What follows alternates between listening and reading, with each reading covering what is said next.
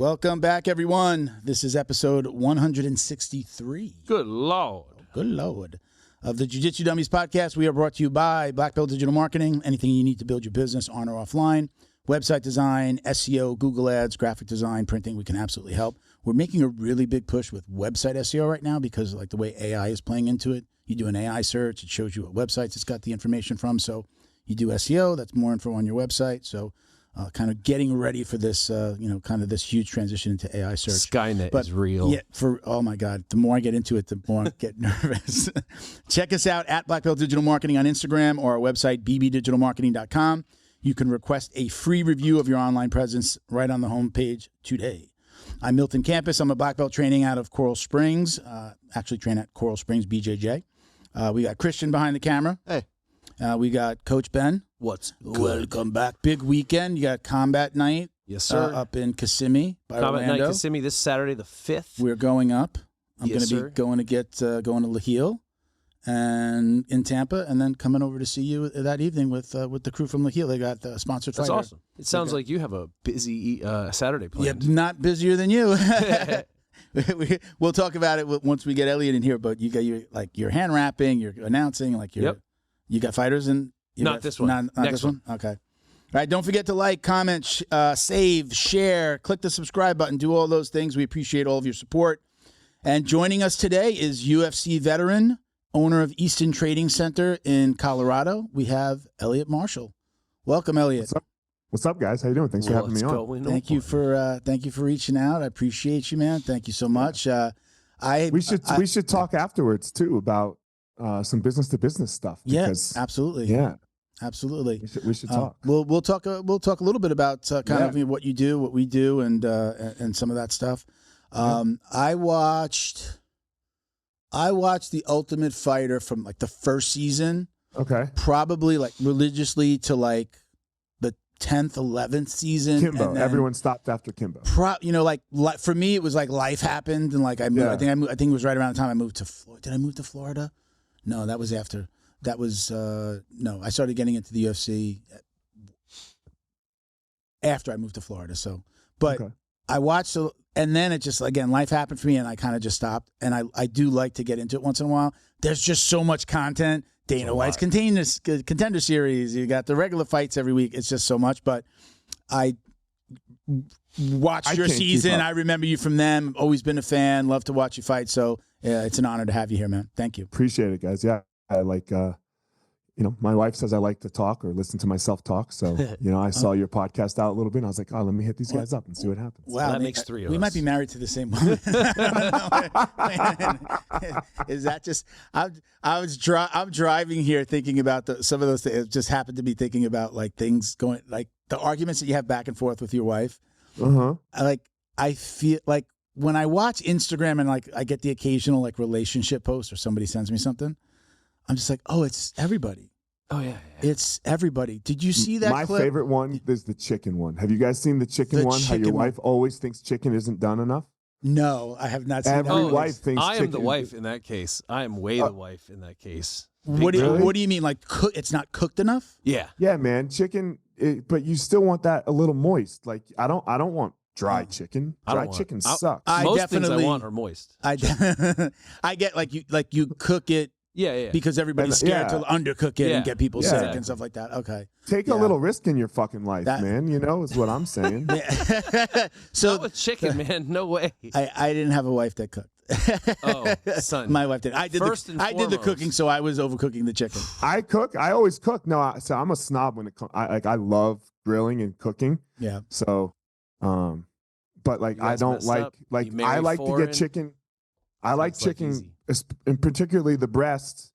I don't like it cooked over 150. You're putting in the thermometer and everything, huh? You're doing I have 3 grills, fellas. I'm a retard. I'm a retard. You've got the egg.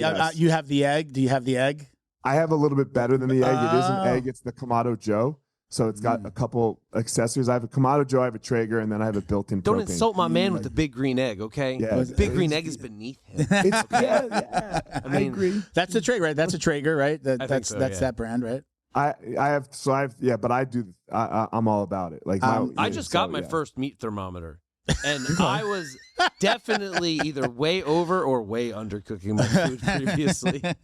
There's a meat thermometer joke in there. I mean, I'm just trying to because avoid every guy thinks he's got a good meat thermometer. Hey, how you doing? You gotta always be probing, fellas. Always be probing.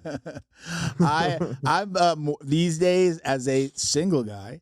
Hey, I am very much like on Uber Eats, like 2 or 3 times a week. Yeah, and then I order a lot. Like I'll order extra so I have a couple meals out of it. But I grew up with more like 19 to like 24. I was in and out of like restaurants, working at pizzerias, delis. Family friend had a deli, I'd help out. So like I learned how to cook. I'm self-sufficient, but like cooking for myself for so long, and then when I was married, my wife didn't cook. She'd only cook for her daughter. She cooked for her daughter, like, hey, mommy, I want this. Okay, she makes some lasagna. She said she couldn't cook, but then she'd make lasagna, rice and beans and stuff like that. But for me, she didn't cook. But I was also okay with it because she also she wasn't a great cook. Admittedly. So like, I was like, I'd rather cook and cook it the way that I want and get her used to like the stuff that I did, the way I seasoned it, the things that I made. So, I love to cook. I hate to cook because it's like I'm cooking for one person and then the cleanup and all that stuff. So I'm just like, get stuff prepped, or if I do cook, I'm cooking for days. Like I make a lot so that I have throw a bunch of Tupperware. I feel you on the cleanup thing because I don't clean up. Like sucks. I have kids, so yeah, I'll destroy a kitchen and then tell them to clean it. We did have a good agreement though. Raised. I would. The deal was if I cooked that she would clean. It's so the like, right we thing did to have do. That. Yeah. But see, I don't want my wife to have to clean. Like my kids are older now. Like I have an 11, almost 12-year-old and a 15-year-old. So if I cook, neither one of us should have to clean ever. Like no way. So in fact, the 15-year-old should be cooking. I mean, let's be very honest. You don't have a job. I was cooking very young. I'm a snob. I'm a total food snob. So like, I don't let him cook for me yet. But teach him. He's learning. Yeah. What's your go-to? What's the thing? Like if you're cooking, it's your choice to cook tonight, or it's your choice to choose the meal. What are you eating? Well, if you want the best steak you've ever had in your life, just let me know. That sounds like an invitation. I know, right? And I've been to Denver, and it is lovely. Fly up. Yeah, fly up. Dude, I got you. As a single guy, you might want to check out Denver. I might. I've actually got a buddy out there. A buddy that I grew up with in New York is out there. He was, funny enough, this is the guy that taught me everything I know about the pizza business, about cooking and prepping and making dough. The pizza and sauces sucks and here. stuff. Oh my god, yeah. Pizza sucks here too. Here. Pizza sucks in Florida too. They just opened up a New Haven spot up by me from up north. I mean, I have high hopes. There's one pizza place in my town called Pizza Brew that when I have a slice of pizza, I'm like, okay, this is like Long Island pizza, still a little even different than New York City pizza. New York City's New York City. It's amazing. New Haven's but we had really good pizza. We had the pizzerias that I worked in were like there was the same family recipe, came from one restaurant to another, so it was really good. But that's like my favorite, my go-to. I can cold pizza, burnt pizza, flimsy soaked pizza, Chicago style. Yeah, I don't like that thick. No, stuff. It's not pizza. That's dough. That's bread with cheese on it. That is not pizza. It is like a saucy garlic. It's like a pie. It's a pie. Yeah, it's not, literally like it's something different. It's not pizza. Where are you from originally? I grew up in New Jersey. I grew up in South Jersey. So I had good pizza. I like real good pizza. With love and respect, everybody that I've friends down here with that are from Jersey, we just call it Dirty Jersey. I fucking hate Jersey. They call it Dirty Jersey. They call it Dirty Jersey. As soon as somebody says Jersey, there's some idiot in the corner goes Dirty Jersey. But you don't. A lot of people don't even say the Jersey. It's just the Dirty Jersey. There you go. You know? So yeah, I fucking hate New Jersey. Yeah, can't stand. I'm from Long Island, and I don't really like going back. I've been back to the city. Going to the city is fun. Went to a Yankee game last year. Just flew up and went to a Yankee game. The last time I went up to New York before that was when my daughter graduated. She had her graduation and her prom the same weekend. She's 31. She was 18. Yeah, that's a very long time ago. I have not been back since that. You guys might hate where you're from, but Connecticut was lovely. The yards were green and lush. Lovely. It was so nice. I went to college with somebody from Avon, Connecticut. I have no clue what that is. A lot of money. My friend went to school there. Yeah. Yeah. Avon. One of my general managers. Now he's my COO. He's our COO. So yeah, he went to school in Avon. I went to SUNY Albany for a year, State University of New York at Albany. He went. My suite mates played lacrosse. He was like the freshman goalie, starting goalie on the team, and he's like, hey, like the first month in September of the school year, it's like there's tons of Jewish holidays, so there was like all these weekends where they all went home. I was 5 hours away. They were closer, so they were like, hey, I'm going home. You want to come? And it happened with both of my roommates, but the one in Avon, he brings us to his house. We pull up at his house. It's a 2-story house. It's really nice. It's a beautiful house. We go into the house. It's built on a hill, and it's 5 stories. Oh, Jesus. Yeah. Pool, all the way down. It's a pool. Then you walk up to like a gym area with a kitchen. Then it was the living room, then the bedroom floor, and then lofts. Did you try to knock up his sister? No, you but you want to know who he if you know, I don't know where else they have him. Do you know Betting Barn? Have you ever seen Betting Barn? It's literally like that. The dad owned that. The dad owned those and had them. I know they're down here in Florida. Yeah, there's one by my mom's house. I don't know where else he had them, but yeah, that's who my roommate was, and it was like he didn't tell anybody. He was super like. It was nothing to him. It was just like, this is the way I live. But like you show up at somebody's house and you're like, oh, you're loaded. Yeah. It was great. Look, it's not, and for everyone else, it's not bad to be poor. It's only bad to be poor after you're rich. Right? Because if you don't know the difference, then whatever. This is just how you live. Like that kid doesn't know the difference. Yeah. It's just how he lives. You hear that, right? Christian? Like, You hear that, Christian? Yeah. You hearing but that? like, no one blames you, Christian. If you're poor and then you become rich and then you get poor again, that's when it's bad. Oh, dude. I think about my fight career. I was living on $1,800 a month. Yeah, that could never happen again. That's insanity. But you were fine on $1,800. Yeah. I sorted it out. I was an RA for my university, so I got a free apartment at school, and I did what I had to do. Worked part time here, part time there, just getting it sorted. But I got to train full time, which was the goal. But now this was why I hated The Ultimate Fighter. Like I couldn't stand being on The Ultimate Fighter because I was married and I had my own house at the time.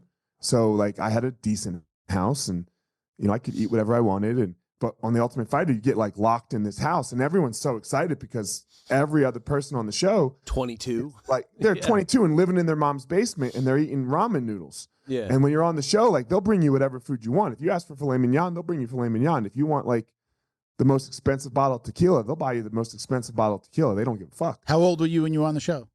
I was 26, but like I was married. So I got married young. My wife was a nurse practitioner. So we owned a house.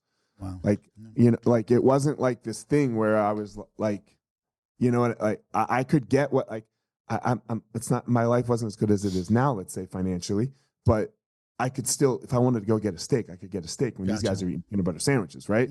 So this was like this, oh my God, I'm not sleeping on the couch. I have a bed, beautiful house, a pool. And for me, I was like, man, I have all that. I didn't have a pool at home, but like I can do all that stuff at home, and now I'm just locked away. This is terrible. It was a bunch of dudes, and so how does that whole thing? I'd love to hear from both of you. We talked to Ben a little bit about his journey onto The Ultimate Fighter, but Eliot, like what led up to like they reach out to you at that time? It was season 8. Was it like, are you putting out like a video? Are you like applying, or is it like they're going around to the gyms and asking the coaches, like, who do you got? Who's your star? Who's your up and comer?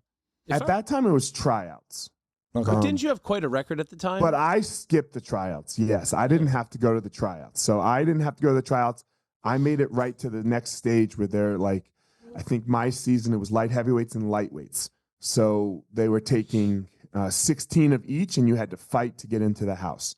So I made it to the state. I didn't have to do anything until I was like to the final 32. Which season were you on? 8. Okay. What is it? Nogueira? Yeah. What is it? Nogueira and Mir. Yeah. Nogueira, Mir. So at that point, then I made it through the interview stage, and then I had a really crazy first fight into the house. They completely fucked me. So I cut weight in a bathtub, and I was like, "Hey, I know what." Sorry, I know where you're going with this. Do you know this story? Was this is this when the refs confused you with the other guy? Like I don't know what they did, but first it started with my scored it wrong, and you lost, but you really won. Oh, right? yeah, they did that. First, First, it started with my weight cut. So with my weight cut, I was like, "Look, I just need a scale in my hotel room. Can you please just bring me a scale? Because you're locked in the hotel, right? Before you get in the house." Well, they never brought me a scale. And if you miss weight, it's not like a normal thing. Like if you miss weight, you're just out. So I'm just like cutting weight for a 205, which really means 206 fight, right? I weighed 197. Fuck. That's so you're bad. you're overcutting. Wait, it's so bad. Not by a little bit. By 9 pounds. Wow. That's insane. I overcut by 9 pounds. So now you say you were in the hotel. This is the fight to get into the house. Yeah, but you got to know if you into the house. If you open your hotel door and peek into the hallway, you're on a plane to go home. Really? Oh no! I screamed help, and somebody came and got me because I was not okay. I opened the door and was like, "Hey, I need some help." Dude, they never brought me my water. Were you in there by yourself as well, though? You're in there by yourself. You're in a hotel room by yourself. So no coaches are helping. No coach to help me. Like I was like passing out and stuff. Coming back. Right? Yeah. Yeah, dude. Like, I was alone. I found myself waking up in between the beds, wrapped in a blanket, trying to maintain warmth, going, how much time do I have? Like, XYZ. And you have no phone. Yeah, bro. You can't get contact with anybody. It was terrible. So I weigh in. I'm 197. I'm trying to like hide this shit from my opponent, right? Like trying to rehydrate the best I could. You couldn't. There was no IVs, right? Because you couldn't get an IV. Like IVs were legal at the time, but you couldn't get one. So I think I got back up to like 210 probably because I was like so sick. But then I go in the fight and I whoop this dude's ass, right? I whoop his ass. And at the time, it's just 2 rounds. I could maybe see if you gave him the second round, like maybe. But then in the third round, I mounted him for 3.5 minutes of the third round and just didn't have the energy to finish, right? Because I was so drained from the cut. But I fucked him up. Like his orbital's broken, his nose is broken. I kicked his arm is broken. Like he's destroyed. There's just blood gushing all over his face. And then they raised his hand. Was it when they say like they got confused with the scoring, did you guys look alike? Was it No, they didn't get confused with the scoring. It's a non-sanctioned fight, and Craig Pillagin, the producer of The Ultimate Fighter, was his friend. Wasn't it? So he said if my guy makes it, he wins. Wow. Oh, so but that's then a real couldn't story. continue. That's not what it says. That's not what it says online. Online says like the refs got confused with the scoring. Yeah, but if you get confused with the scoring, then you just go, oh, hold on, that guy won. We got confused. That's like who's the in the Olympics? Roy Jones. Was it Roy Jones beat the shit out of the Korean guy? Yeah. It was that. I remember. I stole a Playboy, and there was a little cartoon. I remember that it was in the Playboy. It was a little cartoon of like Roy Jones, all like not a mark on him, and then they have the hand of the Korean guy raised up, and he's all like bloodied and big. Yeah, he's mangled and black eyes, and so I'll never forget that. It was like that. It was the perfect way to describe the fight. Yeah. Same thing happened with Dean Thomas, Matt Serra. They raised Matt Serra's hand in the cage, and then they came to the room and back, like, hey, that was our bad. You actually won. And he goes, take me outside and raise my hand. Did they? I don't remember, to be honest. No. Yeah. So, like, look, I went outside. They're like, can we do anything for you? I was like, yeah. I mean, I'm out. Like, am I really out? Are you serious? And they're like, yeah. I was like, well, just give me a fucking Coke, you know? And then he had to go to the hospital, obviously, and he couldn't continue. So Dana brought me back. Because technically, you just won your spot. I mean, it was like you still won. Yeah, he couldn't fight. He couldn't fight. His orbital's broken. His nose is broken. Everything's just he was jacked. Because it was a non-sanctioned fight. It didn't go on your record though either, right? It doesn't go on your record. It sits there and it just says exhibition, but not in the final tally. Do they still do that like that? You can't. No, you can't search it. You cannot search any of the fights that happen. My Ultimate Fighter fight is on my record. Yeah, as an exhibition, but not in the final tally. Is it still like that, or are they sanctioned fights now? Has it evolved to the point when they fight? Here's the thing: they're not paying you to fight. They're not sanctioned. So they're not sanctioned. They're sanctioned fight. The commission is there. Yeah, but they're exhibition. But they're calculated as exhibition fights. Like a professional fight, you have to be paid for. You're not getting paid for those. You're getting paid for film days, so that they don't have to pay purses and stuff. So you're there filming an exhibition, which is not the same thing, even though it's the same thing. Which is just whatever. It's a fight. It's a pro fight. So let's. So you make your way from Jersey So you're in Jersey. When are you on the Ultimate Fighter? Were you in Jersey, or you had already made your move to Colorado? No, I left Jersey. I left Jersey in '98. I hated. Yeah, Jersey was. Those 18 years were probably some of the worst years that I've ever had. So you were born and my raised there? family was great. Born and raised in Jersey? I have amazing parents, but I just had a really weird upbringing, a really strange family dynamic because of who my parents were and like where in Jersey they raised me. I was South Jersey, which is like the fucking sticks. And my dad's black and my mom's a Jew whose parents survived the Holocaust. Baruch Hashem. Yeah, and this just wasn't super common in 1980. Right, like I think me and my sister were the only ones. Wow. So, like when we moved to the house, that I grew up in, basically when I was 8, and we built it. My family built the house. I mean, swastikas everywhere. Yeah, wow. Nigers everywhere. Like the first time it was Nigers because they spelled it wrong. So but that was just my experience through pretty much all. Racists aren't known for their spelling skills. No, smart people. Yeah. So they got it right afterwards. Yeah. But like the first time it was Nigers. Yeah. And that just like, man, I don't know how much time you've spent with Holocaust survivors. They were great grandparents. They gave me everything, but they also give you a lot of fear. You get a lot of fear that 1,000%. So what's coming again? What's coming again? How was the internal within the family structure itself? If I can ask that, if I can dig into that personal side, was there like kind of a battle between that black and white side, or the black and Jewish side? Were they not happy that?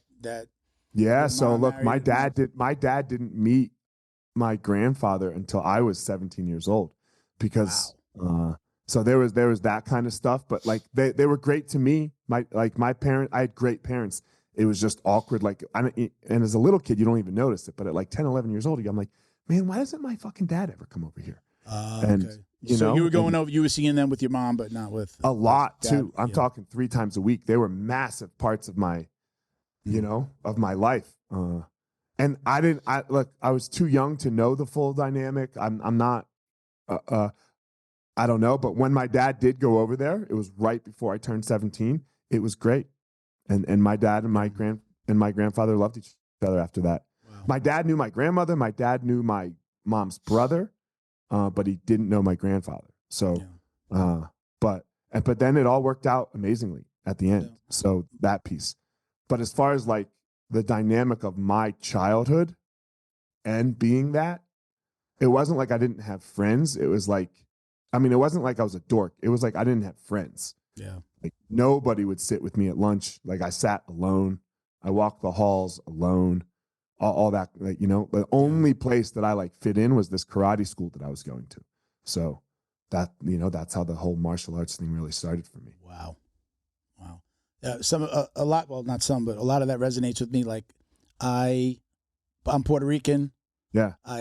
My daughter's mom is white. Her family definitely did not like that. Right. Wasn't a lot of interaction, a lot of just pushback. Grandpa didn't see my daughter for a little bit, but then they fell in love with her later, and everybody's great and they accept her. Yeah. Still don't love me. She's getting married next year. Can't wait for the wedding. Can't wait to see everybody in one room together. It's surprising the similarities we have. It's but all from different avenues.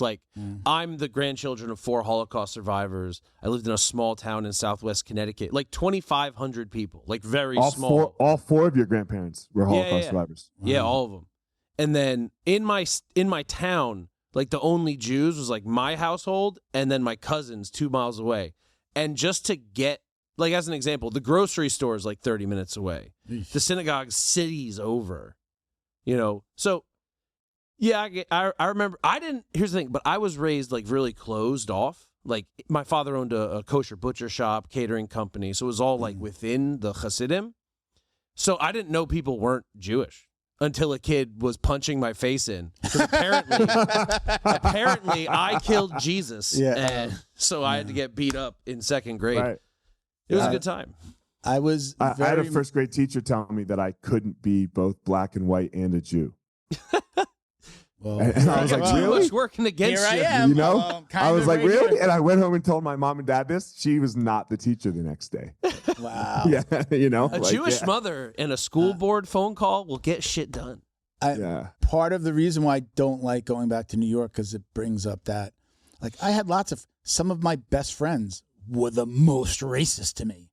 You know, like you go back, you hear like friendship. Talk about microaggressions, like, but you know, yeah, like, you know, you could pick on the fat kid and you all call him fat. Yeah, but it wasn't micro, dog. This is my problem with that word, microaggressions. Yeah. Like, dude, it's macro. Like, it's a macro. Yeah, probably. You're right. So, you know, microaggressions, we do it all the time. We probably did it to each other like 5 times already. Yeah. Like on this phone call, on this podcast, like dude, I want to be microaggressive because that actually makes me tougher. And if somebody comes to try to macroaggress, I actually know how to deal with it. Yeah. So I'm a fan of the microaggressions, to be super honest with you, or whatever you call them. Unlock the power of your online presence with Black Belt Digital Marketing. Their reputation management program ensures your Google business profile seen by more potential customers. Black Belt Digital Marketing is your full-service digital marketing agency specializing in local SEO and reputation management. Boost your business today. Visit bbdigitalmarketing.com. Your success is their priority. I can't stop in the middle of wrestling season and just go get a hip replacement is what the doctors want to do. I don't have time to take off. Since going to Laheel, my knee pain is 100% gone. I couldn't even run from here to the door over there. And then after completing the peptide treatment, I can run miles now. Anybody that wants to stay active, anyone that's involved with a sport, anyone that has young kids, and you want to avoid, number one, the cost of surgery, the rehab from surgery, Laheel is the place to go.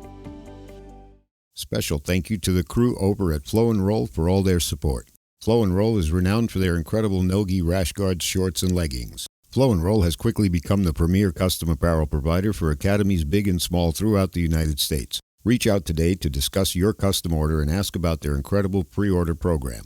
You can send an email to flowandroll@gmail.com or visit their Instagram at flow_n_roll and shoot them a direct message. And yes, they can create an awesome custom gi for your academy as well. Visit flowandroll.com to check out their awesome designs, and remember, you'll get 20% off your purchase of t-shirts, rash guards, or gis with code JJD. Well, I remember thinking back, as I'm thinking back, like you know, as kids, we hone in on each other's weaknesses. So like, fat kid's the fat kid. Like, one of my friends who, again, he was my friend. He would say, like, make a Puerto Rican joke or say something like dirty Puerto Rican, like that was just like a thing, or say spick. I would be like, well, you're fat. Like, and then I would just hone in on the fat, right? Mm-hmm. But so it was just kind of like, he knew that I hated that, and that would get me heated versus him saying anything else about me that wasn't race related. Mm-hmm. And then I would, you know, hone in on the fat, and then he would stop because now I'm just making fun of him because he was fat, you know, and you know, so like we would find each other's weaknesses. It's just that when you're talking about somebody's race, like it digs a little deeper than telling me I'm ugly. It's like, I can't lose weight. I can't, you know, it's like I can't change the color of my skin. I can't change where I'm from. So I have a lot. Again, I have friends from New York still, and some those I've had to have discussion with them. I'm like, you know, dude, when you kind of say that, there's a place on Long Island called Center Reach, and my buddy who is in real estate up there, love him to death, and he calls it, it turned into Center Rico.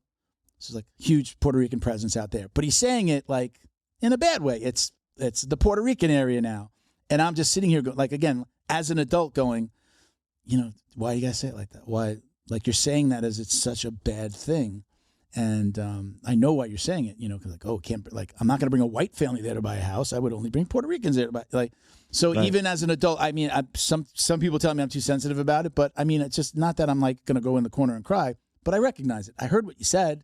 I may not even say anything, but I hear it. And for some of us, for me, the only reason that I'm sitting here today is because of what happened to me as a child. Because of that stuff. So it's had such a major effect on my life. And for me, it's like in a good way, like it ended up very positive for me. Sure. But for my sister's a fucking crackhead loser almost. So it didn't have such a positive effect. She couldn't get away from it for reason, like she didn't have martial arts. Martial arts didn't like lead her down the path of living this great life that it has for me. So, and I can recognize that there's some luck in that. So it is a sensitive topic in that sense of like, it's like pick yourself up by your bootstraps. Like, well, what if you don't have any bootstraps? Yeah.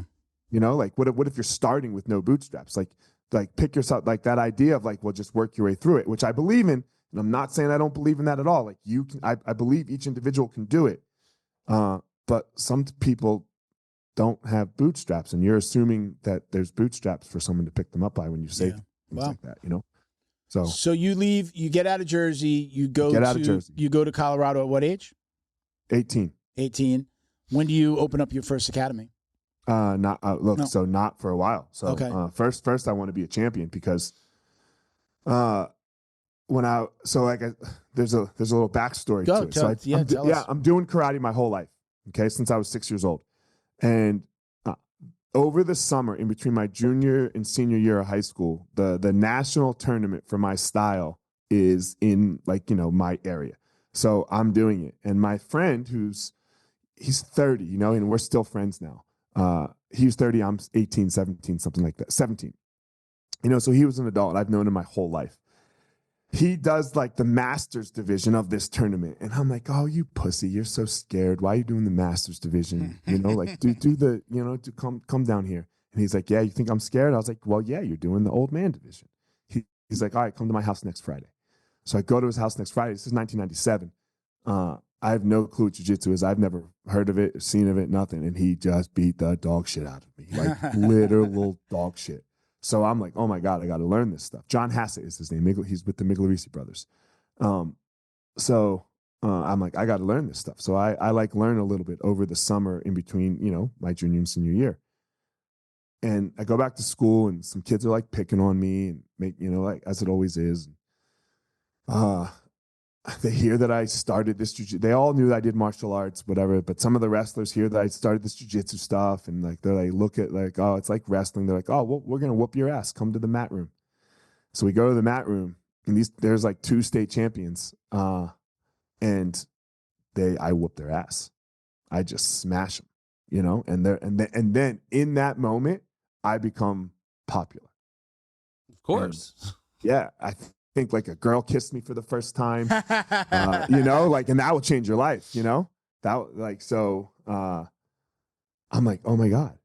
And I watched the UFC a little bit in between. I'm like, if I fight in the UFC, people will like me. I'm going to get so much pussy. It wasn't even that. Cause like my whole life, my grandfather swore that there was only 2 ways to be safe in the world.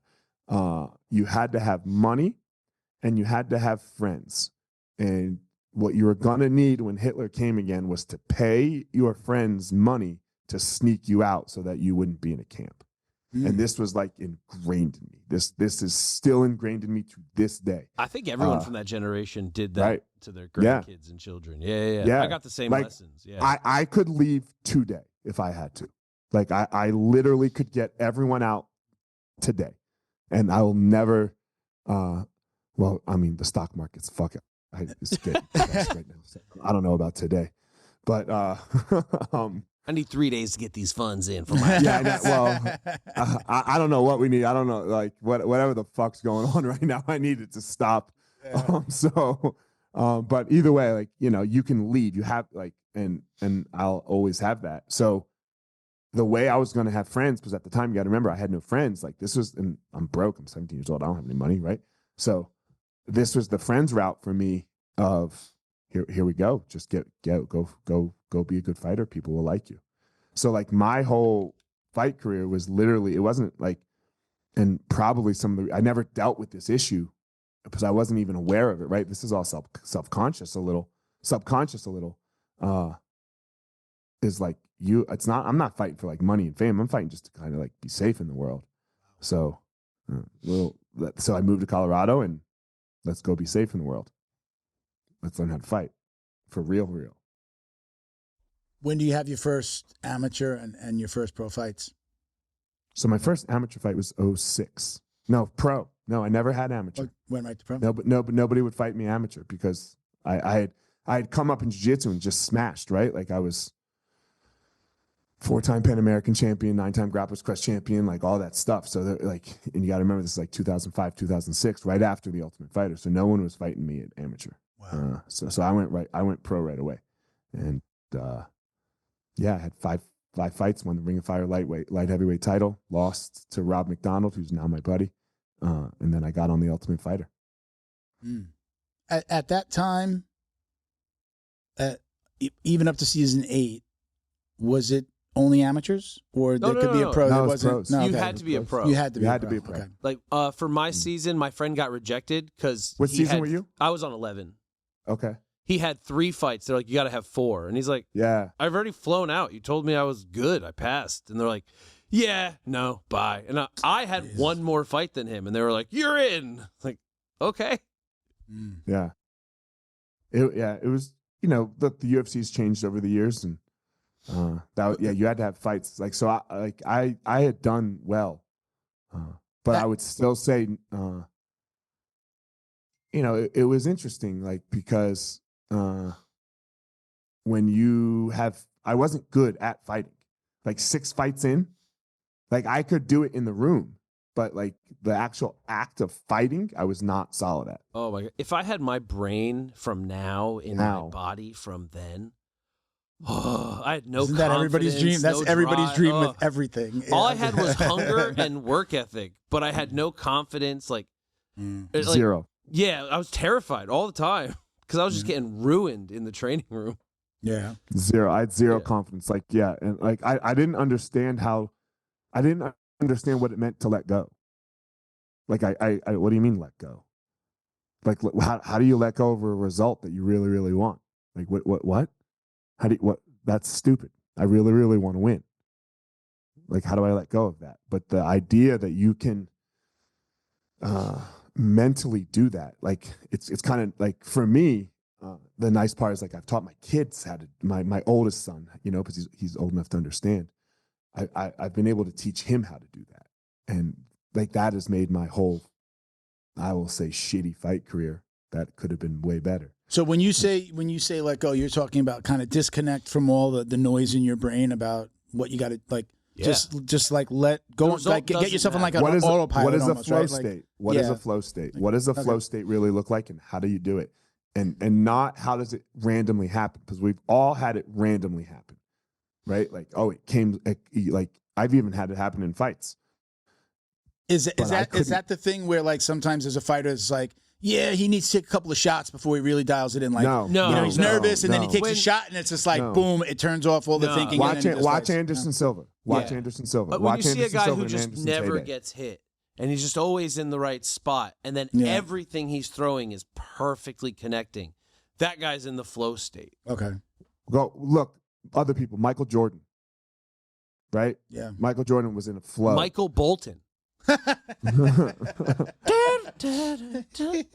He's not. That's not the right Michael Bolton. Shit. Michael Bolton's the singer. You're thinking of Kenny G.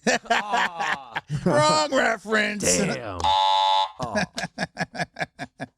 Yes, we do have sound effects. That was nice. But yeah, just to be able to call upon that at your will to make it happen is what one of the greatest skills somebody can have in their life. In any endeavor, right? It doesn't have to just be in an athletic endeavor. So, can I I'm going to relate this to something that we're doing right now and that I just talked about before. Is when I used to do these podcasts. I know this. This is like a really far comparison here. I'm stretching here, but when I used to do the podcast, I used to have like 20, 30 questions. I would do so much prep beforehand, and now I'm just like, I come in and, like I said when we started, I go, it's a conversation now. So it's just like, in this little world, I've gotten away from like, okay, I got to ask him this question. I got to make sure I ask him this and this and that. And I'm just like, fuck it. Let's see where the conversation goes. I come in and we're just having a conversation. In a flow state, you're not trying to control any outcome. Yeah. Yeah. It's your 10,000 hours. Okay. I like that. That's a good way to, that's a good way to put it. It becomes natural. You're just sitting there doing what you do best in each and every single moment, right? Like I have no thought right now about the sentence that I said last sentence. Yeah. Because you're not in the present. You're not in the flow state.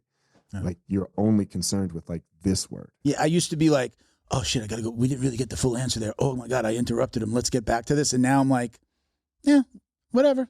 If it comes up again, it comes up again. And again, it's just like the best feedback that we ever got on the podcast, I've probably said this a million times, is just that people would comment like, when I'm listening to you guys, it's just like I'm sitting with my friends after practice, or we go get a beer and we're talking about jiu-jitsu and MMA and the UFC. It's just like, I feel like when I'm listening to you guys, I'm just like another person in the room. And I'm like, that's what I like. Those are the podcasts that I like, where it's just like, I feel like I'm in the conversation. Rogan was the best. Yeah. That's when Rogan was the best, right? Yeah. Is when he would just like let it flow and let it, and like not have an agenda around any particular podcast. I've been listening to him a lot this week, but I'm notorious for only listening to him with comedians and the MMA stuff.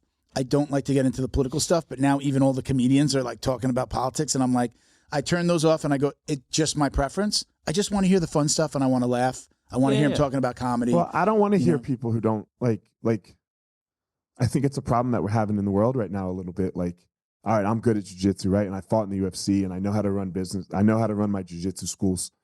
Don't give people that much credit. Most of them don't know how to run their jiu-jitsu schools. No, I'm saying I do though, right? Like, I know what I'm doing.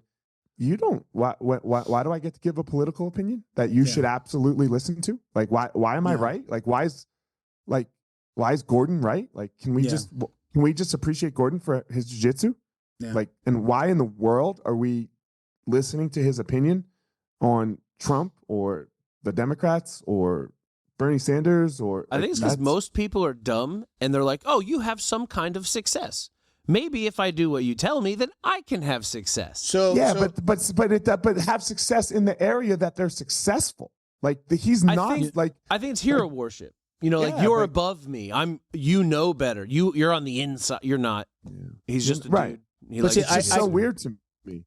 I could listen to him now, and then I just turn off the ones that like, this is just all politics. So I just go to the next one, because I do love hearing him talk about jiu-jitsu. I love hearing him talk about MMA, and I love when he's laughing with a friend that's another comedian. So I love those, and I just skip to those. I don't have to not like him. Like now, like certain people who are, like would hear me say I'm talking, if I mention I watched the Rogan podcast, somebody, might get a little side eye and be like, oh, you still listen to him after all this stuff? Which, dude, I still like him. I still like him. I agree. I like him. I'm not gonna stop watching the UFC because he's commentating. Like I can disconnect one from the other. He's giving me his opinion.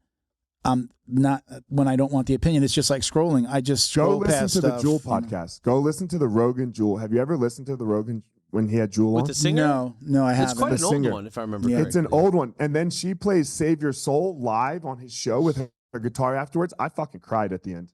I'm sitting in my car, crying. It was the best podcast I've ever listened to in my life. What was it? Just about the music? Was it just the conversation? You're right. She lived in her car, right? She lived in her car when she was trying to make it in like Alaska, right? And what her mom did to her, like just how she went through. Oh my God! Wow, I gotta listen to that. It's the best pot.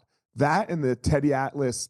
I really love the Teddy Atlas on Lex Friedman's podcast. Like, but Jewel on Rogan. Wow. I could probably just listen to it again. Oh wow, I'm gonna have to listen to that. Yeah, like I don't listen. I never listened to a lot of podcasts before we started this.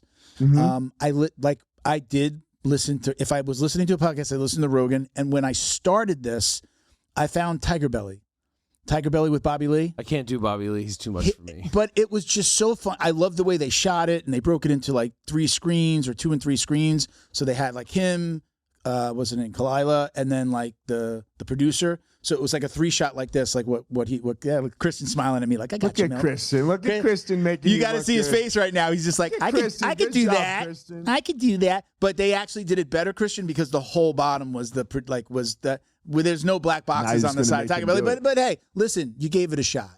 Why doesn't Christian have a camera? Yeah, we should. Ladies, he's ladies, if you follow him on Instagram, you will see some shirtless hunk pictures. Just for Eliot's benefit, Christian, he throws on the gloves. He's training at Hard Knocks down here. The old the old Killcliff? It's the old Hard Knocks. Now it's A&M Jiu-Jitsu. Well, but it was Hard Knocks, but it's owned by who's the Henry Hoof. Henry Hoof had Hard Knocks, right? So Hard Knocks was actually some NFL players. It's not Killcliff anymore? Oh, no, you're totally different. So Hard Knocks was started by 2 NFL players in Fort Lauderdale. And an NBA player as a fitness training facility for professional athletes. Henry rented out a portion of it and matted it out, creating Hard Knocks, or creating Hard Knocks, but creating his original team. Sure. And then Sanford, they went Black Zillions. No, Black after. Zillions was first. Okay. So and then they went Sanford. Sanford Medical Center. So Aang got invited to do some like Make-A-Wish stuff through 1FC. And so like half the team went and apparently made a really good impact on the Sanford medical people. So the hospital chain built them a training center on their campus, and they kept it as that for a few years. And then Killcliff bought naming rights to name the team Killcliff. So it's Killcliff. Where is he? He's up here in like Boca or something, right? They're in Deerfield. Okay. Again, I think they're on the Sanford Medical Facility grounds still. Okay. So it's still there. Yeah. Dude, Henry Hu fucking kills it with this stuff, man. He until recently he was on the lease at the old Hard Knocks, and now Drew, a friend of the show, a former co-host here and there, like he co-hosts with us. He was just on the last. That was the last episode, right? Last episode or two, he was on. He has A&M Jiu Jitsu, so he has that front portion now. He's on the lease, so like that's his section. But it's part of like this big. I don't know if you've been down to Florida at all, Eliot, but it's like part of this big extreme action park. There's like car racing. They do, there's a basketball court in the back, and they actually do, this is where Arte Suave, at least for Florida, this is where they would do the South Florida events. Yeah, I tried to in rent that the back area. They don't do that anymore. New owners. So, but my point was I was giving Christian some love. Christian gets in the ring. I always like to say the first time I met Christian, we're doing the podcast, he's like, hey, they put us with him, the Jiu Jitsu podcast. Why wouldn't they put us with Christian? He didn't say that he trained at all, and then like, I follow him online, and he never mentions it, and then like online it's him shirtless with gloves on, like his profile pic is him in the ring, and I'm like, oh, you little bastard, Hey, do you want to shout your OnlyFans out, Christian, while people are listening? What's your OnlyFans again? Yeah, you should, Christian, you should, man. But yeah, look, Christian, we got to get a camera on you. The ladies would love you. I mean, our viewer count. I mean, the hair. I mean, the hair alone. I mean, just look at that coif. I think the guys would actually. I think the gay population. That's even better, though. That's even better. I think it would be more popular. They have way more money. Girls don't spend money on OnlyFans. Facts. Guys do. OnlyFans, yeah, that's right. But do some feet pics, man. Throw some feet pics on there. Get yourself on Feet Finder, bro. You don't need this job no more. I forgot where we were going with that. But, okay, so let's get back to Eliot. So, Eliot, where did we leave off? So look, I have a career. Yeah. I do my career, it doesn't go how I want it to, like as most people's professional careers happen, like in sports. Yeah. Like I'm not a world champion. I'm not a millionaire because of fighting. But again, like some of the luck of my life, I didn't have any downtime in between my last fight and what I was doing next. So I the whole time that I was fighting, ever since when I was a kid at 13 years old, I'd learned how to teach martial arts. So I've been teaching this whole time. And when I retired from fighting after my last fight, it was a Saturday. On Tuesday, I looked at the building that the Denver school is now in, and I ended up buying that building, and then we blew up the Denver scene, 10,000 square foot building. And then it worked. And then I bought a building in Boulder, did it again, it worked. And the schools that we put in are with my business partner, who was my teacher at the time, Amal Easton. So Amal was my teacher. We were, I was learning from him. He had 3 schools, I think, at the time. I bought into the Denver school, bought the building, boom, made it, like I said, made it work. Did it the same thing again with Boulder. And now here we are, there's, I'm sure you're going to ask me a bunch of questions about like the in between there, but now, we're 8 schools, 4,000 members, 240 employees. Wow. A consulting company to go along with it, where we help other schools with their school. I own my kids' AAU basketball program now. I own a basketball facility. So, a nonprofit to help, you don't have to be a minority, but what ends up being mostly minority kids pay for basketball. My wife and I have a kid in college that's like, we have a couple adopted kids, kind of. One of them's in college. That, I've had just the most amazing, lucky life that anybody could really ask for, I guess I would say. Wow. And look, when I say luck, and everyone gets all mad at me when I say this luck thing, my thing that I really loved, martial arts, it boomed when I was ready for it to boom, right? And I had worked really hard, and I built all these skills around it on the business end, on the teaching end, on the actual doing it end, and it boomed. So therefore, I could go. I mean, it didn't boom. I'm not Dana White, with the boom, but here I am. I get to sit on a podcast, at 11 in the afternoon, and I could do, and my thing works. We have a CEO, we have a COO. Those, our CEO probably makes a couple $100,000 a year, stuff like, so like we. So you go back to the luck thing. You said people don't like it when you say that you got lucky. People don't like, you worked hard. Yeah, I worked hard, man. But like a lot of people work hard. You tell me that, to get as controversial as possible. You tell me that Mexican guy that's crossing the border right now, trying to save his family, is going to work the next 20 hours and like he'll do whatever to just feed his kids. You're telling me I work harder than him? No, I don't. Mm-hmm. Like I'll just be straight up honest. I do not. No, I don't even come close to working as hard as that guy. I've learned how to I've had the fortune to be able to work at this thing that I love, that I absolutely love doing.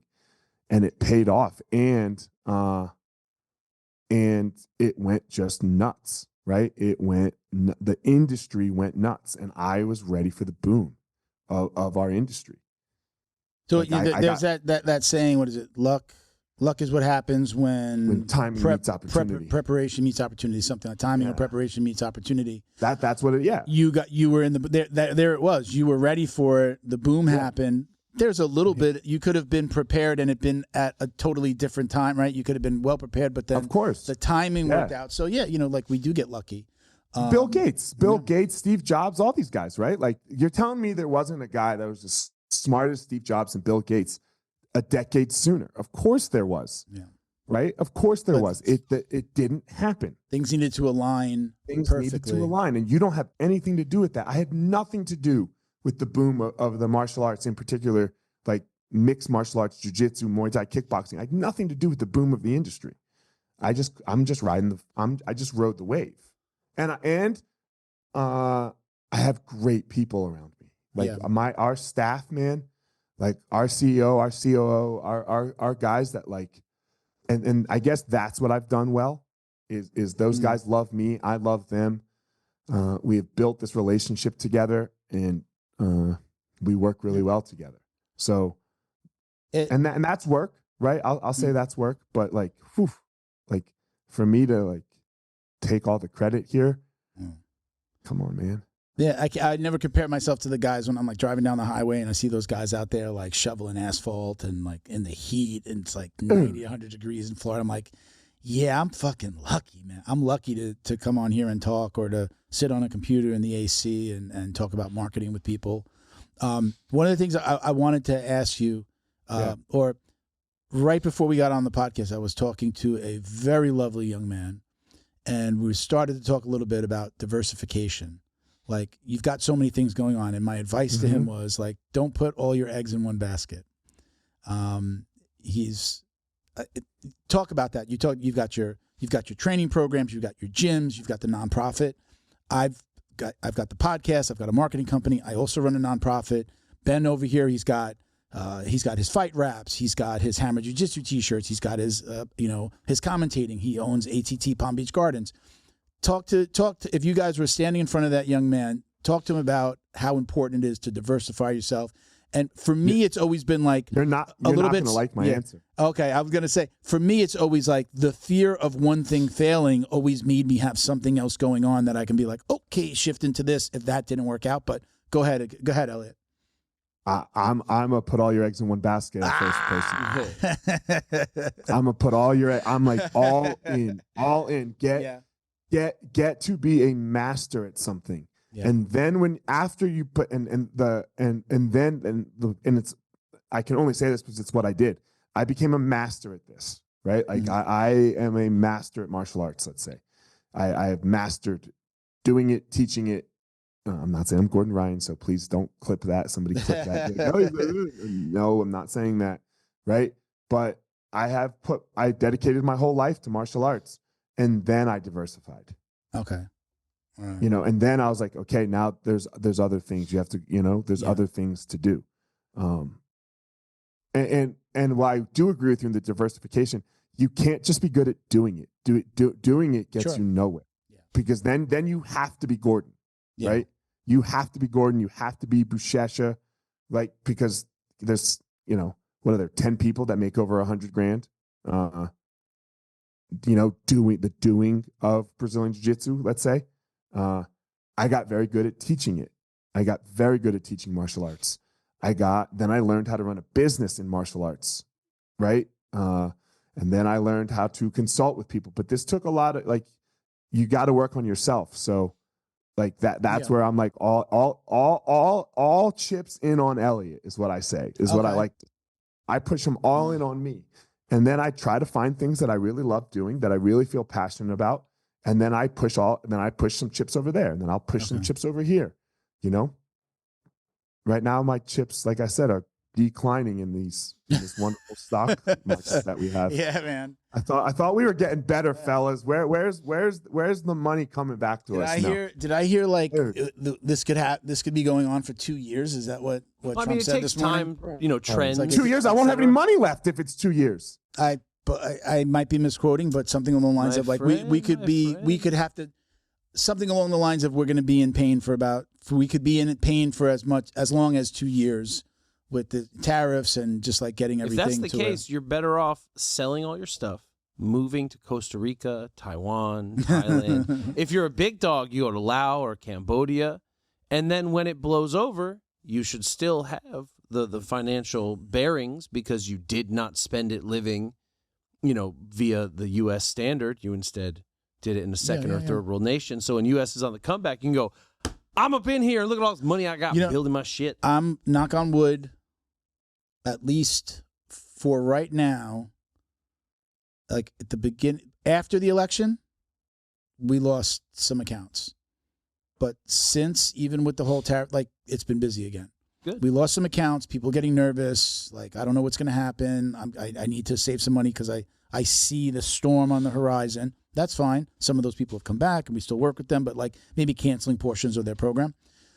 But for the most part, we immediately picked up after that. It's been like, oh, wow. So I know like there's within marketing, it's always a shift. Like I service all industries. So like if you own a gas station, a convenience store, a deli, you're a dentist, doctor, attorney, I work with, if you need local business, that's what we specialize in. We're going to find you people in your area, right? So usually like the money shifts during COVID, the restaurants closed like crazy. Restaurants that weren't prepared with like Uber Eats and delivery where they could just shift and just do delivery, those restaurants closed. And we're like, oh shit, what's going on? And then it shifted into the real estate market. Then it was just like, oh shit, like March, April, May, it was just like, oh, there's this boom, at least down here, like in Florida, in Texas, and places where it was just like people want to move.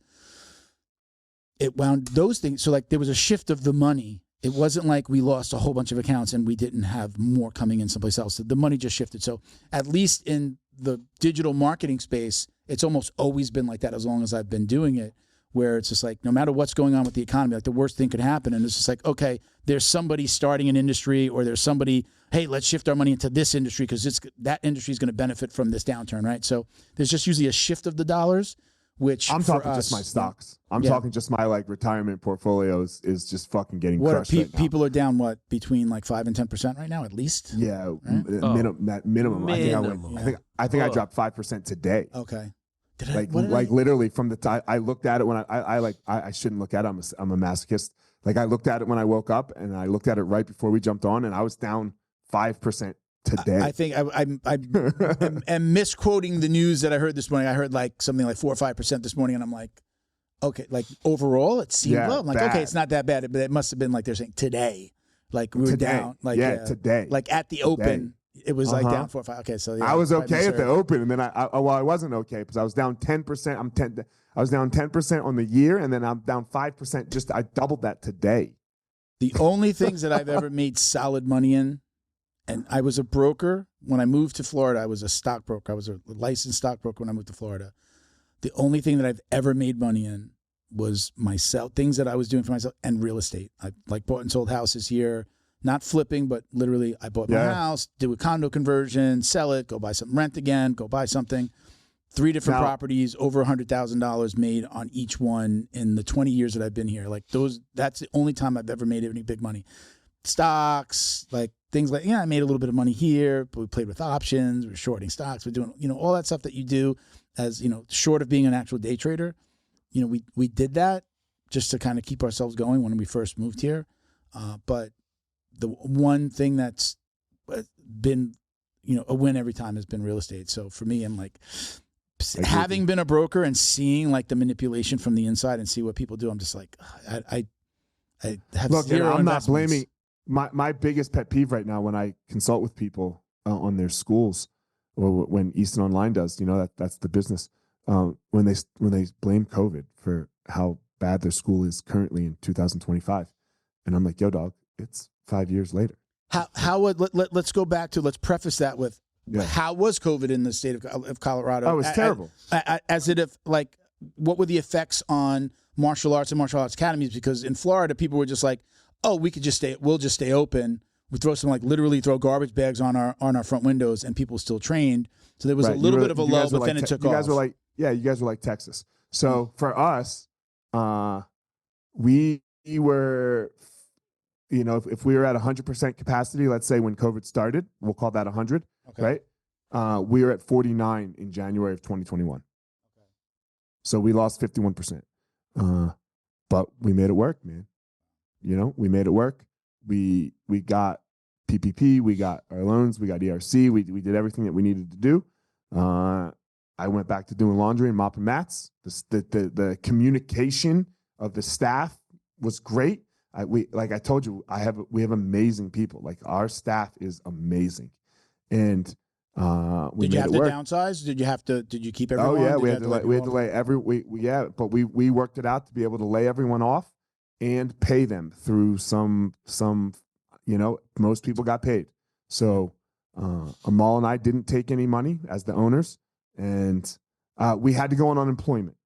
That's something I never thought I'd have to do because technically I was on a payroll, so therefore I had to go on unemployment too for this whole thing to work, for everyone in Colorado. And man, we taught Zoom. I think in the room right over there, my wife was my dummy that I taught Zoom Jiu Jitsu classes on, and I thought you were going to say Zumba. No, not Zumba. No way. That's where I draw the line. But it sucked, but it made us better. Yeah. It made us better. COVID made us better. We communicate better. Our systems are better. Our operations are better. How we talk to each other is better. Everything about it in the time. It's the old attitude. It doesn't. The impediment of action advances action. What stands in the way becomes the way. COVID became the way for us, and it really, really taught us how to really run the company better. How crazy! I'm doing jiu-jitsu for, I think June is 12 years. Okay. I remember when I started, how way before COVID, how people shit all over Henner and Huron for Gracie University, and how could you get belts online, and just the whole online training thing. But those companies, those people, those physical therapists or PT trainers, whatever, just people who had online content, they had a system in place, wound up, I don't want to say thriving, but surviving through the worst parts of COVID, especially in states where you absolutely couldn't get away with training. Did you guys have Easton Online? Did you have that before? And Easton Online is a little bit more about coaching owners on what to do to have a successful academy, not necessarily classes. Right. But we could switch that so easily because the platform was made to having to teach classes. Right? We could, and then we just released a ton of content to our students through the Easton Online platform. So since it was made already, that's how we kept a bunch of students throughout the time, was we still had content, so that they could consume. But I still disagree with giving out belts online. You shouldn't. There's no way you should get a belt online. Do they the Gracies did? Was it just the blue? It was only the blue. Yeah. Not that that's any better, but I'm just saying they don't go past the blue and give purples an award. Not that I know. Oh, did they go? Did they go beyond that? Yeah. Wow. That's disgusting. You can't get anything online. No, you have to come to the school. I have to see you train. You have to train with me. And if you want a belt from me, you have to train with me for some time. Yeah. Like, I don't care how good you are when you show up. I have to know you a little bit. I'm not just giving you a belt. Ben, I'm curious if you don't mind answering this as well, because we've never really talked about, like, how did COVID affect your gym? Did you close? Did you do the whole, like... We were closed for 2 months, and then the state allowed us to open. Like, I don't know if it's a county thing. In Palm Beach, martial arts facilities are not gyms. They're health spa studios. Look at you like this and eat this banana. Well, look at this man. Make you uncomfortable. This man's like... I've been eating a banana on the side because I feel like I'm going to pass out. He's it up. That coffee got to me on an empty stomach. I'm sorry. I understand. I've been going like this. Elliot hasn't been seeing me because I'm eating it when he's on. You're good. No worries. No worries. My wife's yelling at me because she's got to go get my parents and... Are you good to stay? Are you good to stick around? Yeah, no, go ahead. She's already on her way. I had someone in the family with lung cancer. So at the time we were being like super duper like cautious. I wore an air purifier around my neck. It was a key fob. It was no bigger than a car key. So not a big deal. What did it do? It purified a 3-foot ionized zone. Look, listen. I need a video on that. Yeah. Hey, my wife's from Taiwan. She got it ordered from the motherland. We know it works. All right. Either way, so I'm doing all that. My people bounced still back pretty quickly. Say again? Did you bounce back pretty quickly? Actually, when we came back from COVID, we boomed because people had been locked down for 2 months, and they're like, "Get me out of here! I got to do something physical." Yes. Blah blah blah. Yes. And they were like, "I always wanted to try martial arts. Now's the time." But see, that's the shift, right? So I think a lot of people got into martial arts who were going to gyms. That's that shift that I was just talking about. Restaurants to real estate. It was a lot of gyms to. I had an LA Fitness membership for decades. I killed it at the beginning. I can't go. I'm not going to pay them. And then, I was already doing jiu-jitsu, but then I've only ever done jiu-jitsu. I've never paid for. I've had gyms at the house and. I put mats in my garage. Like I did all that. And then I had like a community gym, whatever. Like right now there's a gym in my building. So I've never paid for it again. So again, that's the shift. That's exactly that. Like that totally happened. That totally happened when it, but that has also died off now. Yeah. Oh, 100%. Yeah. One thing COVID did kill for me was, as a gym owner, you'll understand, like a retail culture. I was doing super good. I was doing like 30% of my monthly income off retail before COVID. And then COVID hit, and I haven't had a retail culture like that since. And I did nothing. So what changed? Are you doing online? I do have an online store, but the purpose was more for my students to be able to get like old prints. But then when I'm out there, I might as well push it. I got to rebrand the site though. Our retail boomed because everything we do is pre-order. Like, so we create these pre-orders and we email it out to our email list of students. Mm-hmm. And you're printing with their mone. You're printing with the money. Yeah. So they order first and then we buy extra, right? Because then they the people that pre-ordered, and it takes a little time. Yeah. It takes a couple times. I did for my it to happen. first pre-order December of last year. Yeah, so look, give it a year. In a year, watch, because then, especially if you're making really cool shit, like if people like it, and then the students are like, they see it, and then they're like, oh, where do I get that? And then they go to the front desk and they try to buy it, and you don't have it. Like it's actually kind of nice to not have it, because then it's like, hey, look, you got to pay attention to the pre-orders, and then you do the pre-order thing, and then everyone jumps on the pre-order thing, and then you just buy like 10% extra now. On top of that, but you have to run out. It's like barbecue, dog. Like if you go to a barbecue restaurant that like is open all day and you can get brisket all day, that brisket's from yesterday or the day before. But a barbecue restaurant where like they run out of brisket, it's way better. Yeah. So what you just described is we have a sponsor, Flow and Roll, and he had a pre-order program. So if like a new gym owner. It could be anybody, but usually it was like a new gym owner or somebody who just didn't have the money to lay out to stock up on what they needed. He'd do the pre-order program, get your stuff designed, put it online. You'd pay maybe a couple $100 to cover the artwork. Now he's selling your stuff to your students. He gathers all that money. He places the order. You get any of the profits. He's charged with your profit in mind with like, okay, what would your markup be in your academy? He gives you that, or he applies that to the stock that it covers the stock that you're going to keep in the gym. So what you just described is something that Flow and Roll did for a really long time. He'll still do it, but it was the thing that we talked about on the show that we advertised for him, and it's how we like had a successful relationship with them, is talking about that, because every couple of months, hey, just close that gym. Hey, had a gym call me. They heard about it on the podcast and they're doing a pre-order, or they wound up, maybe they just ordered something, but that pre-order was a big deal where you're working with their money. I've done like t-shirt stuff for the longest time, Ben. So like, also like, I love the pre-order, like the best way. There's no brand loyalty when it comes to t-shirts, right? So like maybe gis, no gi kits.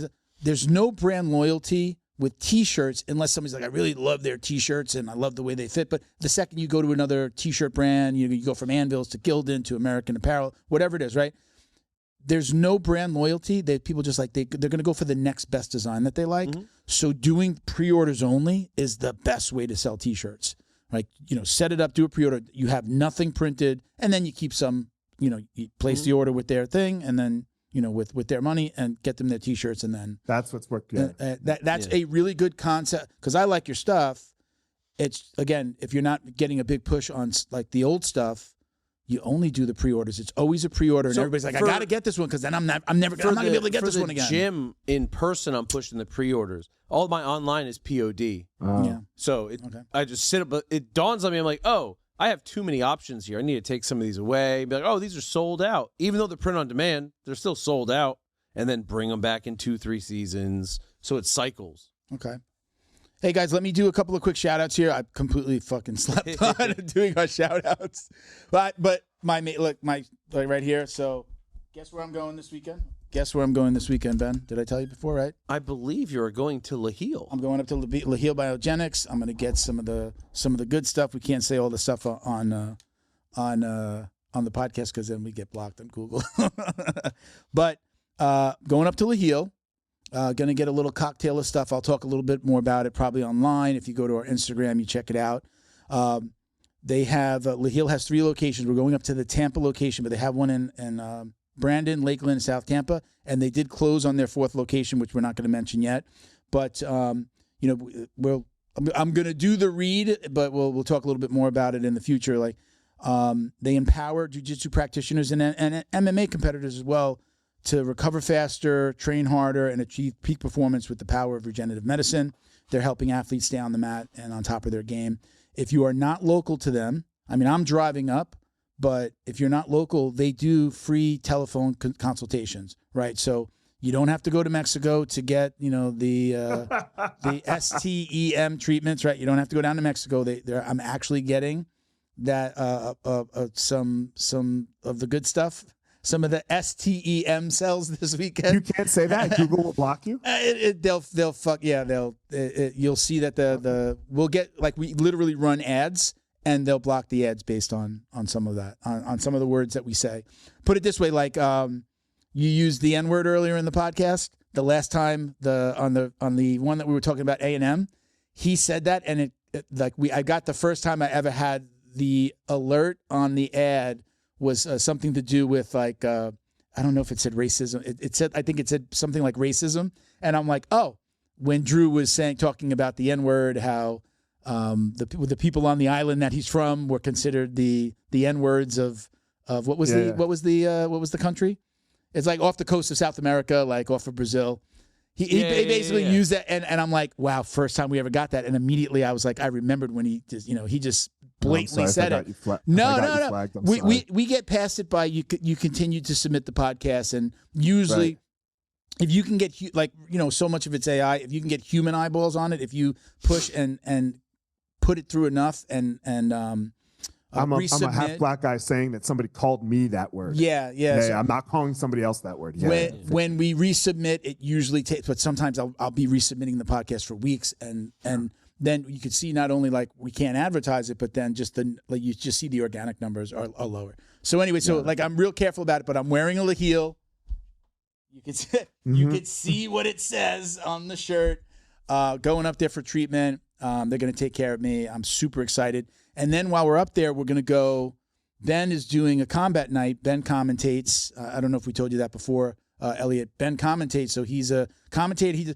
He's a jack of all trades over here. So he's going to be commentating. So he's going to be doing. I'll let you explain.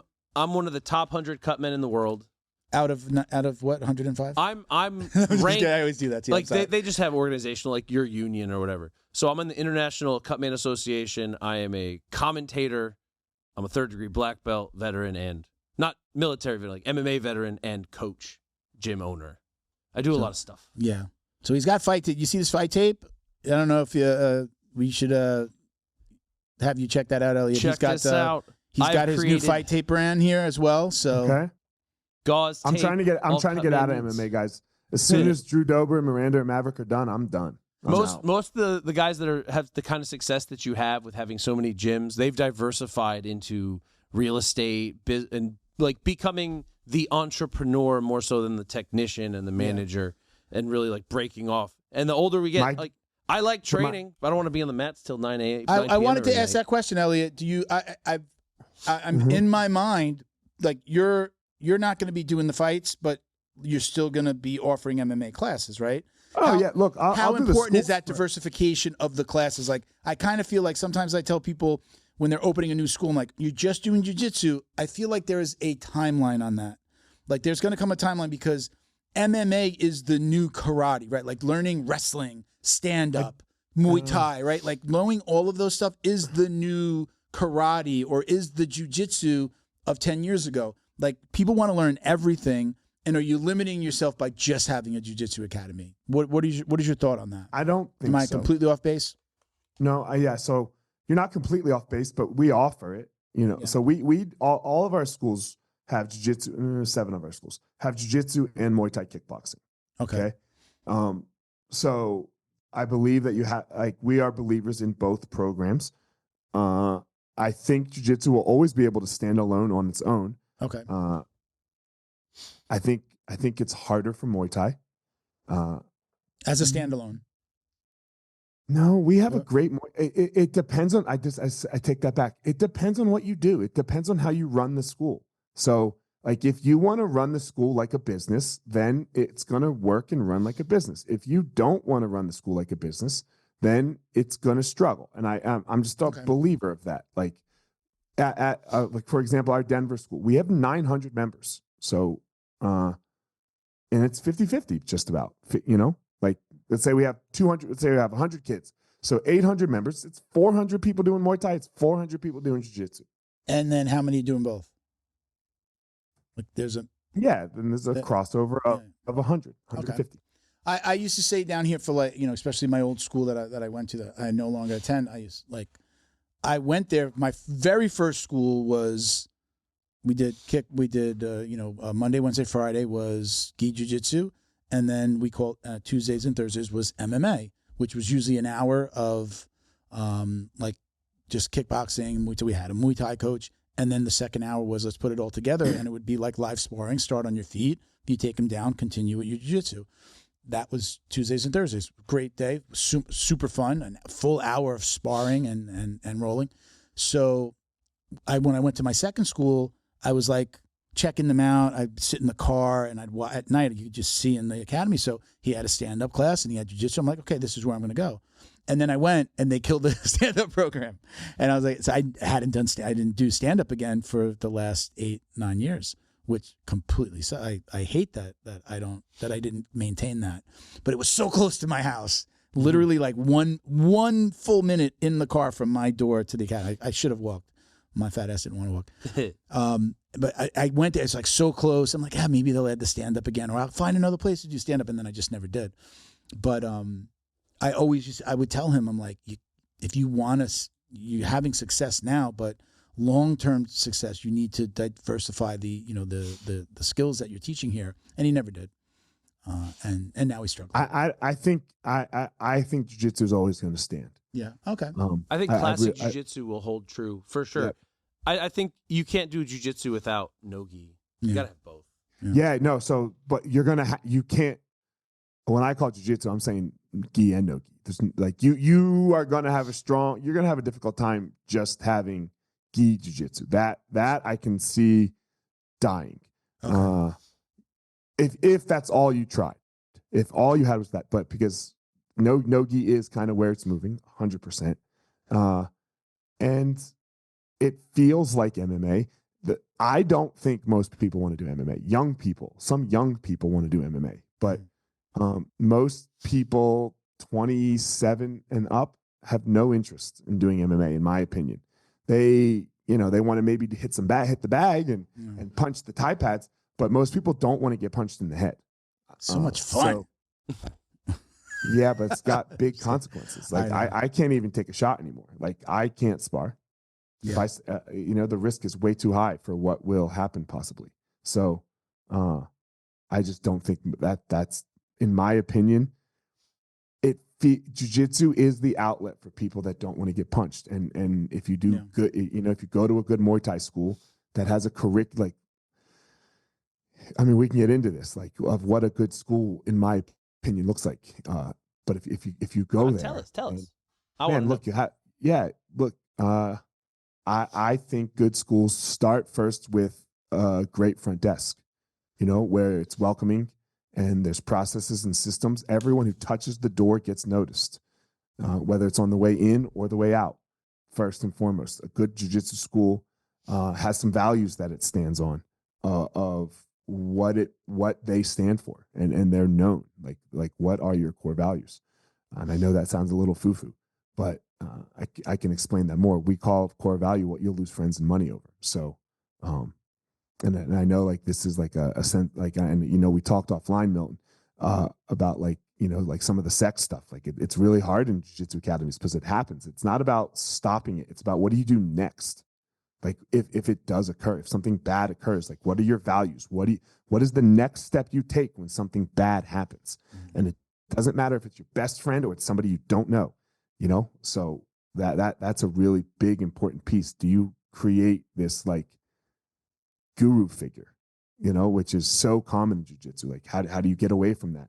Then on the mat, do you have curriculum? Do you have a curriculum that is, thought out and taught and reiterated over time to improve on? Do you have instructor trainings?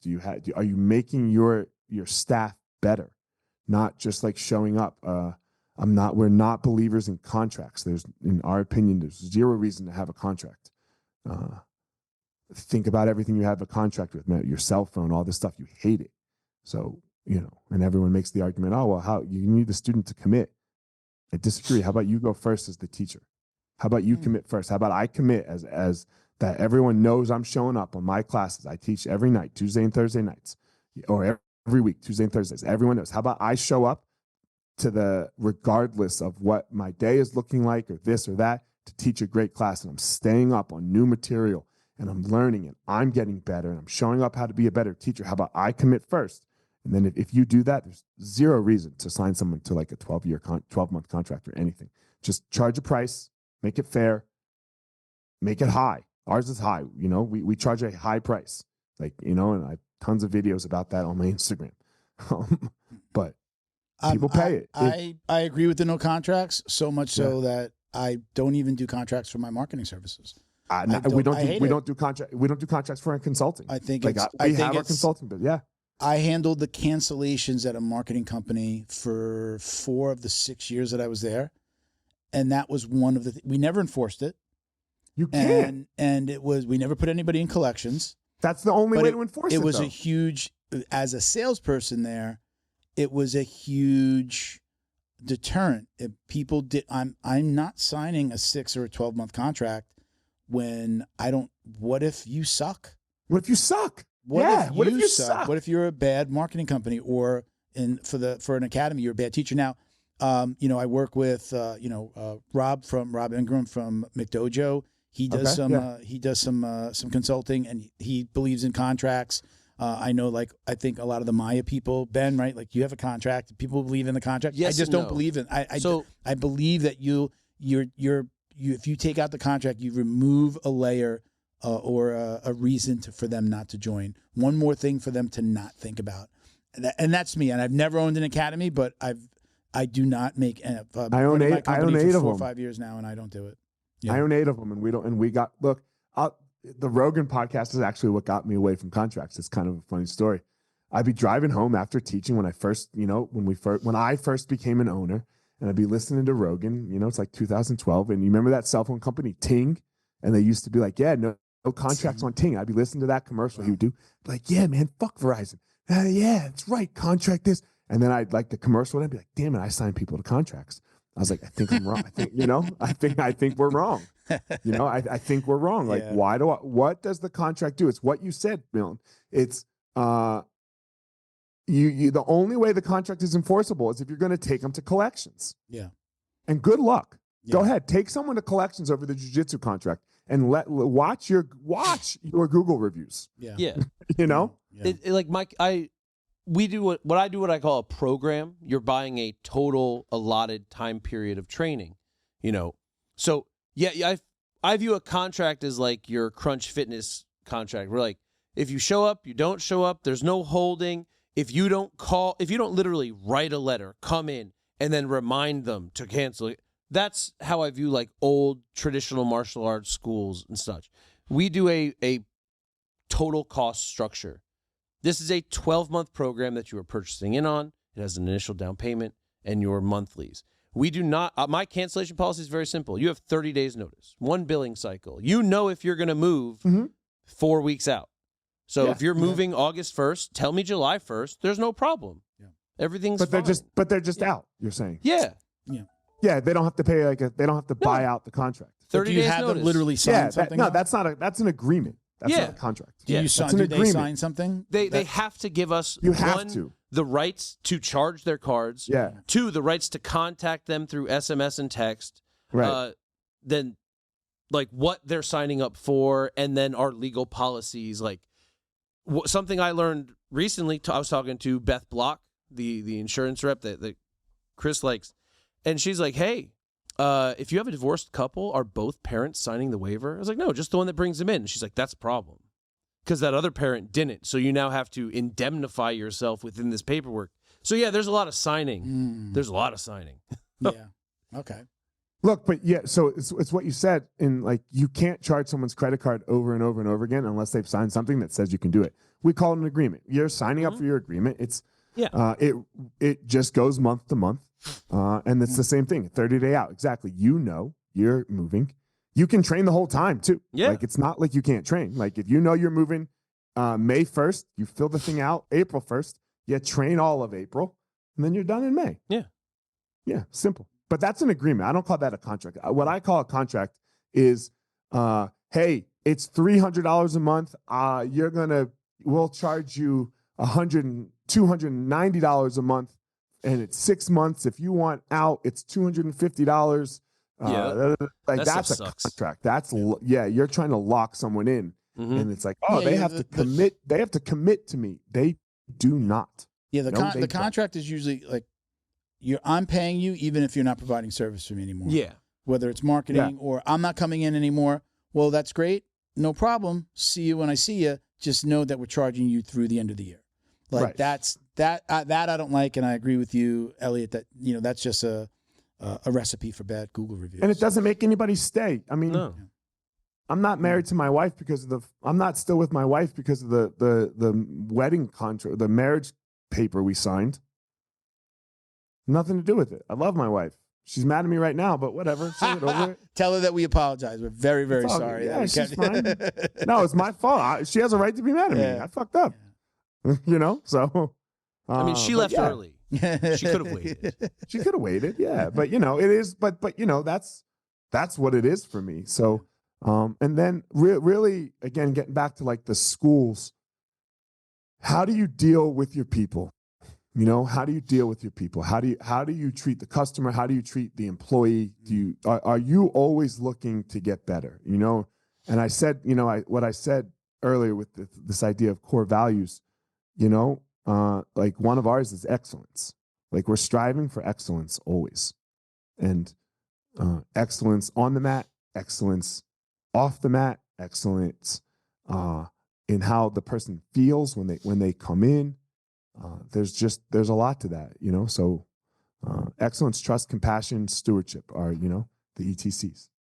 Eliot, before we're going to get into our drill down in a minute, but tell everyone more about Easton Online. Tell us about that.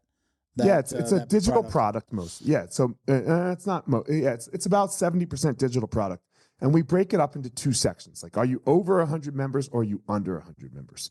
Because people that are under 100 members, you got to get to 100, and we have a system of how exactly it is. Like, if I were to open a school right now in Fort Lauderdale, like we haven't opened a school since 2018 that had less than 75 members starting on day one. And so that's what we give our system. We give that system to you. Now, you can run it once you're open already. It's not it's no different, but we're not opening without at least 75. So that means you're breaking even, maybe making a little money already the day your door opens, okay? The other product that we have is once you have over 100 members, and we call that our accelerator program. And it's literally everything we do from A to Z on how we run our schools, how we see vision, how we see values, how we see our mission, how we do our sales, how we do our marketing, how we train our staff, how we hold our meetings, all of our curriculums, everything. Okay. And they're very, very expensive programs. Like, you know, like back in the day, they're just, you know, break the bank expensive. The first program is a 3-month program. It's $500 total. And then the second, you know, the second program. I'm like, Jesus, wow, he's not going to get anybody buying it on this. No. It's so expensive. And then the second one is, you know, we call it a member a month, man. $199 a month, no contract. You get a week free even to check the whole thing out. And they have access to basically these videos that are training them on how to run the academy. How to run the academy. And then you get a meeting with us a month on that second one. On the first one, you get 3 meetings. So it's 3 meetings with us and all of our material. So we like literally coach you through the whole thing on the first program. But then on the second program, it's, you know, you have text communication and like Voxer walkie-talkie app. Like, you know, people, it's like what a Facebook group used to be. You know, people are asking questions in there all the time. We answer them. They answer it for each other. It's like its own little martial arts school of academy owners. Okay. So we're really, you know, and that one's like I said, it's $199 a month. Not breaking the bank though. Not at all. If you can't afford $199 a month, I was nervous. Over 100 members. I was nervous. But you remember back in the day, everyone used to charge these like, "Yo, I'm gonna change your school in 6 months. Here's give me $30,000 or give me $20,000." Jesus. You know, and that's what it's that, you know, and they've never. The plug I like to use for our school, for our program, and why we know it works is because we have 8 schools. Well, I'm not just like, okay, let's say you think I'm a charismatic guy. Awesome. You think I'm charismatic. Well, I'm not the reason the schools work because I can't be at all 8 of them. How can Eliot's charisma or, you know, or whatever go make the schools? They can't. I'm at the schools twice a week, maybe 3 times. You know, my kids are into basketball. That's what I do. I run basketball programs and take care of broke kids. Wow. It sounds a lot like... And teach some jiu-jitsu. And teach a lot of jiu-jitsu. I teach a ton of jiu-jitsu. You know, so yeah, but that's what. But you're not coming in, turning on the lights every day. You said you have 240 employees. Is that what you said earlier? Something across like 8 businesses. That's good numbers. No, they're not full-time, right? They're not full-time. Okay. But coaches, staff. Front desk staff, cleaners, marketing people. We have a director of marketing, we have a COO, we have a CEO, we have a director of sales. Like, yeah, man, we have that 240 is everything, including Easton Online. It's the gyms and the, okay. Yeah. Well, because Easton Online employees are Easton employees. Okay. So so we kind of cross mix that business. All right, very cool. So let's we're gonna get into we call this the drill down. Bo will insert a sound effect that says the drill down. He does it better than me. These are the most commonly asked questions. So when we put out posts that say, like, ask us questions, a lot of people will ask the same one. So we just put them into a whole group at the end of the podcast. Said, well, people want to know about this, so let's do it. All right. So number 1, preference, gi or no gi? No gi. Take down or pull guard? I think the student needs to be able to take down. I'm fucking pulling guard. Favorite submission? Probably the rear choke, but you know, whichever one. I like the one that gets the job done. Gotcha. Music during rolling, yes or no? Do your academy, do you let them play music when people 100%. Are training? 100%. If you're controlling the I guess these days it would be the Apple Music, whatever. You're controlling the music. What's your music preference? Depends on what I'm in the mood for. Most of the time rap, but every once in a while I like me a little Christina Aguilera. I'm beautiful. What would you be doing if you had not found martial arts?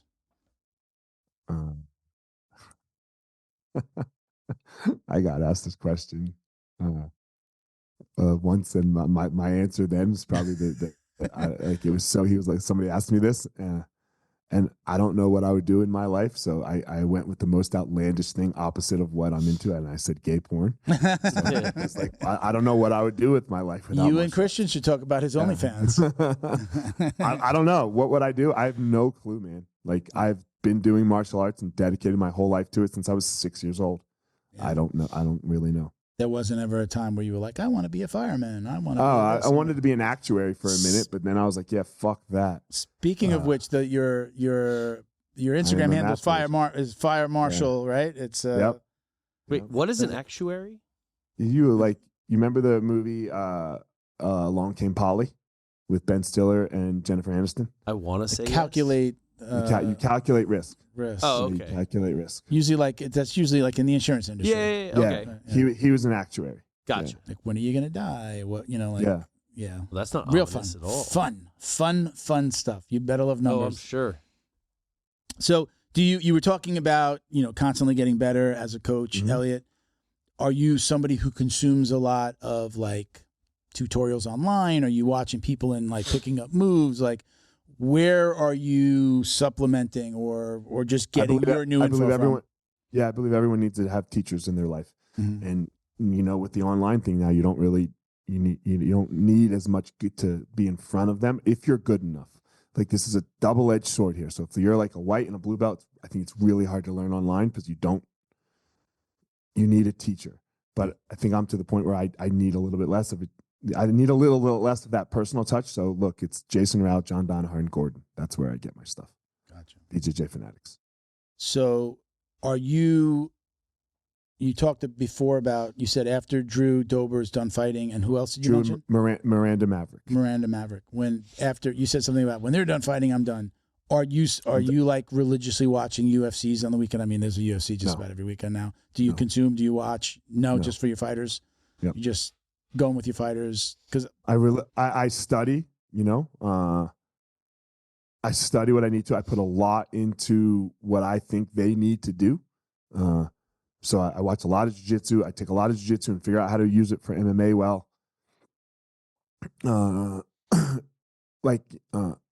For example, the overback position that Jason Rao teaches from the modified split squat. I think it's amazing, but I don't pass with it in MMA. You finish off the pass in jiu-jitsu because that's how you win in jiu-jitsu. And then in MMA, you want half guard, right? You want top half guard, chest to chest. So I watch a lot of that stuff up until that point, and that's what I have my MMA guys do, Drew and Miranda. Now my jiu-jitsu guys, we finish off the passing, because you want to be that's how you win in jiu-jitsu. You don't win by getting to half guard and beating somebody up. So I believe a lot of it can be taken from one to the other. You have to do some work and some study. So I spend a lot of time there. I spend a lot of time in the closing of the distance, for MMA, because I definitely am more of a grappler. But you have to put a lot of work in. If you want to be a coach, you have to work. Are you still sparring it? Or you said before that you're not like getting you're not touched sparring. in the head? No, I never get touched in the head. No more. No. I've had I don't know what it was, but when I hit like 37 years old, once I started, if I got the concussion. The concussion risk is too high, and when I get a concussion, it can go downhill real south. Oh, wow. Okay. So we want you around for a little longer. So, yeah, me too. Ultimate goal in martial arts. In martial arts, I add on. What do you want your legacy to be? Some people look at me and go, "Legacy, Jesus Christ, Mel, you're getting a little too serious." But what's your ultimate goal in this world? Like, where do you want to see yourself? How do you want to be remembered?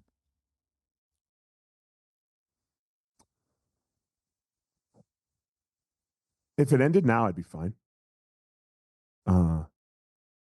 I don't. What I think mostly about the students that I have and how they feel about me. So that is, more towards them. And for a lot of it, for me, it's my kids. Yeah.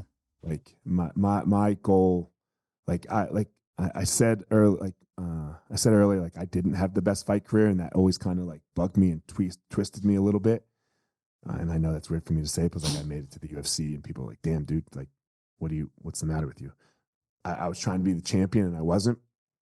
But I've really been able to learn and understand how, in my opinion, to build an athlete.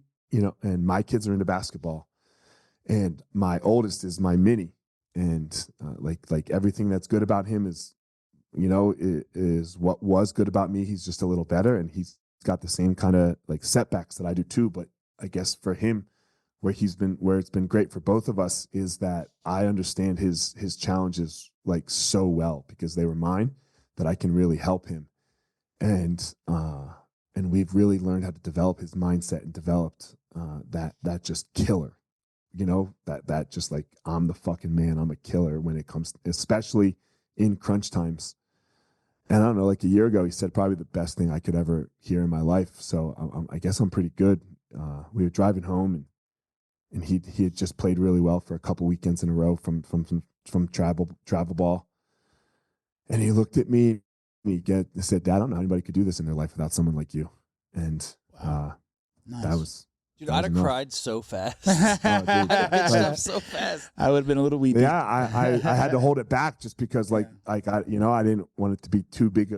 I don't know, but that was the nicest thing anybody's ever said to me. And, yeah, I mean, that's what you want to hear from your kids. Like, So I'm good. Like, man, as long as I continue doing that, if everything else falls apart, I'm fine. I don't know what to say, man. Like, my goal is great answer.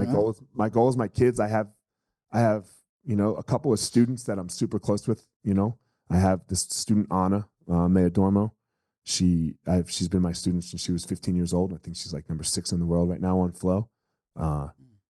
Man, it's just my students at the school. Like I had these Mike and Ian who helped save my life, when I was going through a really hard time, and Alex and Sean Madden, some of these guys that have just been around, and Drew and Miranda for being loyal. Like, man, as long as that stays okay, and I'm pretty good. Awesome. Obviously, I'm married. So my wife and I have even though like she's really mad at me right now, we have a great relationship, so like, but man, like I really try hard not to focus on people that don't love me, and when you do that, and when you start talking about that word legacy, you're starting to talk about people that don't care about you, and will also love to watch you fall if that's what it is. So I try not to think too much about it, because I don't really have control of it. You don't really have that. Your legacy is your reputation, and I think John said it best. All you have is your skills and your character. Okay. Last question, not so serious. Okay. Do you or do you not wash your jiu-jitsu belt? Fuck no. Why not? Because, man, that's where my blood is. That's where everything is. You don't wash your belt. Never gotten staff for my belt. I've never gotten any. No, man, you don't wash your belt. And I know all these new age kids wash their belts. Like that. My students yell at me for not washing my belt. I have never washed my belt one time in my life, and I never will. That's why all those punk ass kids keep getting colds. They're too soft. I used to swim in the Hudson. This bullshit. Hold on 1 sec. I'll be right. Hold on 1 sec. He's gonna grab his belt. He's gonna rub it on his head. You're gonna get a text next week. What's this look like to you? Hey, well, shout out to BioPro and the BJJ box. You can check out BioPro at bioproteintech.com. Get $30 off with code JJD. Go ahead. I have my white belt. I have my original white belt hanging on my wall over here, and I was trying to go get it. Okay. It's got blood. It's almost brown. No, you don't wash your belt, man. Fuck out of here. So you're of the. It has the blood of my fallen. He have the blood of Helium. It has my blood. It has their blood. It has everything. It's got all the staff, right? Like Like, yeah, man, it's got the ringworm. Is it what make you strong, bro? Yeah, man. My brother gives you the technique and the leverage to be able to do jiu-jitsu. And without the technique and the leverage and the blood, man, you got no jiu-jitsu. Unlock the power of your online presence with Black Belt Digital Marketing. Their reputation management program ensures your Google business profile seen by more potential customers. Black Belt Digital Marketing is your full-service digital marketing agency specializing in local SEO and reputation management. Boost your business today. Visit bbdigitalmarketing.com. Your success is their priority. I've been training jiu-jitsu for 4 years. In 4 years, I got hurt 6 times. I received stem cell injections in my wrists, elbows, shoulders, both knees, and I got stem cells recently injected in my left index finger. After a week and a half, I was right back at it, going the way I like to go at it. At Lehil Biogenics, they're friendly, they're patient, they answer all the questions you might have. Educate yourself. Call Lehil, ask about stem cells, and see where it takes you. Special thank you to the crew over at Flow and Roll for all their support. Flow and Roll is renowned for their incredible no-gi rash guards, shorts, and leggings. Flow and Roll has quickly become the premier custom apparel provider for academies big and small throughout the United States. Reach out today to discuss your custom order and ask about their incredible pre-order program. You can send an email to flowandroll@gmail.com or visit their Instagram at flow_n_roll and shoot them a direct message. And yes, they can create an awesome custom gi for your academy as well. Visit flowandroll.com to check out their awesome designs, and remember, you'll get 20% off your purchase of t-shirts, rash guards, or gis with code JJD. All right, let me give you this last minute to do anything you want to promote, sponsors, anybody you want to say hello to. This is your time. Man, look, if you're looking for help with your school, just hit us up. Hit me up on Instagram. We have a bunch of free material out there. The business is called Easton Online. You can hit me up personally, and I will respond. And then plug. I don't know, man. I got a book if you want to go read it. It's like right over there. It's, I'm not super proud of it anymore, because your opinions change. Don't oversell it. Don't oversell it. Look, it was where I was at the time, and I really enjoyed it at the time. But if you feel this, if you think and feel the same way you do, over a decade later, you wasted a decade. So, go out there in the world and fucking chase your dreams, man. I think that's my message to everyone. Go chase your dream, no matter what it is, and when you'll end up somewhere better than you were where you started. So, like I said, don't hang up. We're gonna wrap it up, but don't hang up so we can take a picture of you over here for promo. Check out the BJJbox.com as well. You get 20% off with code JJD20. I mentioned Bioprotein Tech before as well. $30 off with code JJD. Don't forget about Leo Optics. I didn't give them a shout out earlier in the podcast. Check out Leo Optics. They have awesome bamboo sunglasses. These are just a little bit more of a traditional. This isn't real bamboo here, but the other bamboo sunglasses with the little stripe that I love, the little red stripe there for the black belts. Check us out at Jiu Jitsu Dummies for all the ways to watch, listen, and support. My personal IG is Uncle Milty BJJ, and not going to forget about you. MMA Coach Ben on Instagram.